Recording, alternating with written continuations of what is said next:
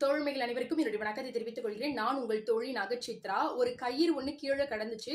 அதுக்குள்ள ஒரு எறும்பு எதிர்பாராத விதமாக போய் மாட்டிக்கிச்சு. அதாவது அந்த எறும்ப சுத்தி அந்த கயிறு போடப்படல. ஆனா சும்மா ரவுண்டா கிடந்த கயிறுக்குள்ள எப்படியோ ஏதோ ஒரு வழியில அந்த எறும்பு உள்ள போயிடுச்சு.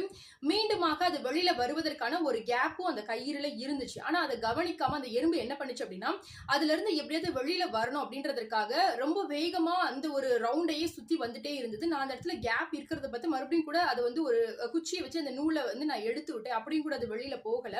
சோ வந்து பாத்துட்டீங்கன்னா நல்லா வந்து கிளியராவே தெரியும். இந்த வீடியோவை நான் வந்து மார்க் பண்ணிருக்கேன். அந்த இடத்த பாருங்க, அந்த இடத்துல ஒரு கேப் இருக்கு.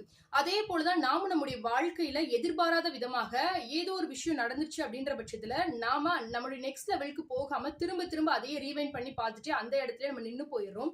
சோ நமக்குண்டான விஷயங்களை நம்ம கொஞ்சம் நிதானிச்சு யோசிக்கும் பொழுது நமக்கான நிறைய வழிகள் நம்ம கண் முன்னே இருக்கிறது தெரியும். சோ இதே போல உங்க ஃப்ரெண்டு யாராவது இல்ல நீங்களே கூட ஒரே ஒரு விஷயத்தை மட்டுமே சுத்தி சுத்தி இது இப்படி நடந்துச்சு அப்படின்னு சொல்லிட்டு ஃபீல் பண்ணக்கூடியவங்களா இருந்தீங்க அப்படின்னா உங்களுடைய இந்த ஒரு பிஹேவியரை சேஞ்ச் பண்ணிக்கோங்க.